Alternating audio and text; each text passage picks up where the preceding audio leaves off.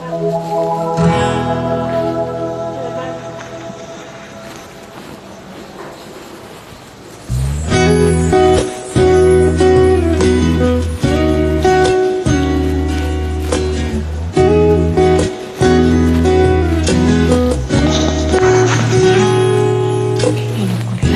ng isipan sa nakaraan.